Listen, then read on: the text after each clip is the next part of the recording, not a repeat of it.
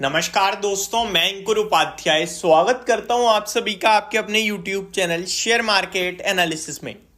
यहां आप सभी के साथ एक डेटा को शेयर करने वाला हूं। स्टॉक का नाम है आईबुल हाउसिंग फाइनेंस यानी इंडिया बुल हाउसिंग फाइनेंस के नाम से, जिसे आप अच्छे से जानते हो। देखिए, वीडियो को आगे और शुरू करने से पहले ही मैं आपको सिर्फ डायरेक्टली बता दूं कि इसमें मैं बाय की या सेल की रिकमेंडेशन नहीं दे रहा हूं।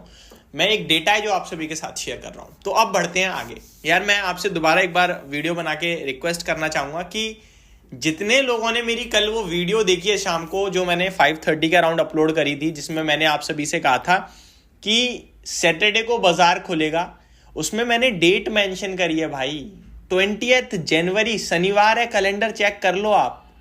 उस दिन बाजार खुलेगा डिजास्टर रिकवरी साइट के रूप में, यानी कि उसमें आप ट्रेड कर सकते हो, जो मर्जी करो, 5% का सर्किट होगा। सारी डिटेल शेयर करेंगे। आप आज के मार्केट को क्यों देख रहे हो? आज नहीं खुला है बाजार भाइयों, आज बाजार बंद है और वो एक ही दिन खुलेगा। केवल टेस्टिंग हो रही है कि इनकेस अगर फ्यूचर में कभी कुछ गड़बड़ होती है एनएससी बीएससी पे, तो एक एडिशनल उनके पास साइट है जिसपे वो ट्रेड कर सकते हैं। ये चेक होगा। मैं आपके साथ सुबह वाली वीडियो में भी कह रहा हूं, अभी भी कह रहा हूं, और कल जो वीडियो बनाई पर्टिकुलरली उसमें भी कहा, लेकिन उसके बावजूद कमेंट आ रहे हैं भाई बाजार तो बंद है, बाजार तो बंद है। अरे आज के लिए नहीं कहा मेरे दोस्त। अब मैं वापस से टॉपिक पे आ जाता हूं। स्टॉक का नाम है आईबुल हाउसिंग फाइनेंस। आप सभी को पता है जनवरी सीरीज कल स्टार्ट हो गई है, फ्राइडे को। ठीक है, 2023 चल रहा है, दिसंबर चल रहा है, लेकिन सीरीज जनवरी लग गई है।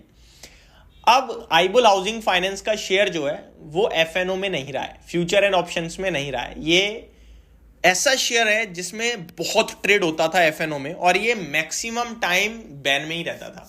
यानी अगर तेजी आ रही है तो इतनी पोजीशन बन जाएंगी कि वो बैन में चला जाएगा, मंदी है तो भी इतनी पोजीशन बन जाएंगी कि बैन में चला जाएगा। तो इंडिया बुल हाउसिंग फाइनेंस क्या हुआ, बैन में रहने के कारण इसे भारी कर दिया। ठीक है, सीधे के सीधे। ठीक है, अब अगर आईबुल हाउसिंग फाइनेंस की बात की जाए यहाँ पे, तो मैं स्टॉक की बात करूँ तो 217 रुपीज पे बंद हुआ है ये। रिसेंटली इसमें एक बाइंग भी हुई है। पहले वो बाइंग बताता हूं मैं आपको, क्या डेटा बता रहा है वो समझा देता हूं, उसके बाद आगे बढ़ेंगे वीडियो में। India bull housing finance gains as former Blackstone equity head raises stake.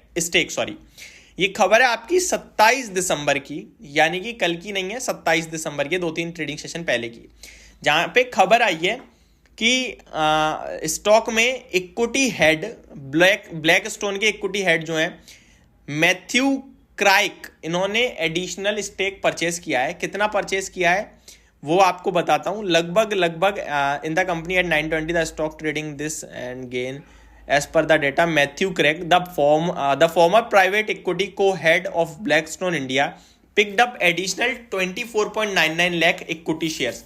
लगभग 25 लाख शेयर्स इन्होंने खरीदे हैं, जो कि परसेंटेज टर्म में होता है 0.52%, यानी आधे परसेंट की इक्विटी इन्होंने एडिशनल खरीदी है। और क्राइक जी पे पहले से 1% है।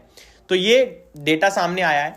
अब मैं आपके साथ क्या इंटरेस्टिंग शेयर करने वाला हूं, ये सब तो चीजें आप पढ़ सकते हो कहीं से भी। इंटरेस्टिंग ये है कि प्रीवियस अगर आप 5-6 स्टॉक्स जो हैं जो एफएनओ सेगमेंट से बाहर हुए हैं, उनका डेटा उठाओगे ना, तो आपको दिखेगा, जैसे हनीवेल ऑटोमेशन हो गया, जैसे आपका रेन इंडस्ट्रीज हो गया, ये शेयर्स एफएनओ में थे, आपको याद है, एफएनओ सेगमेंट से बाहर हो गए।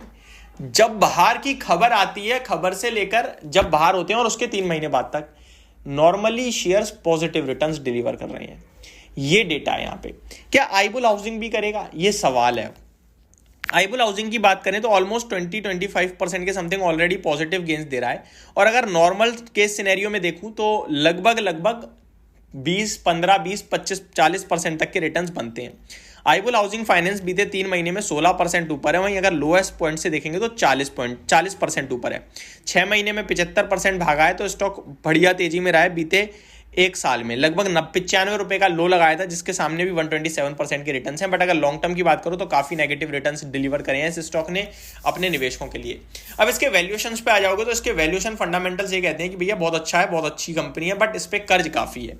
अगर मैं आपके साथ बात करूं मार्केट कैप, तो 10,600 करोड़ का मार्केट कैप है।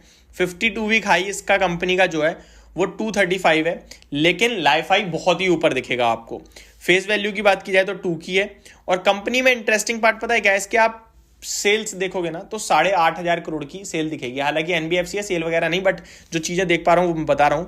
और 1150 का प्रॉफिट है। तो क्या ये स्टॉक यहां से भागेगा, डबल हो सकता है, या फिर लेना चाहिए, या फिर अवॉइड करें वो बेटर है? ये आप लोग कमेंट बॉक्स में बताइए। मेरा मानना ये है कि मे भी नई जर्नी स्टार्ट हो सकती है। लेट्स सी क्या होगा क्या नहीं होगा। जितनी चीजें थी मैंने शेयर कर दी है। होप आपको सारी चीजें समझ में आई होंगी। Thank you so much for watching this video. Have a great day guys.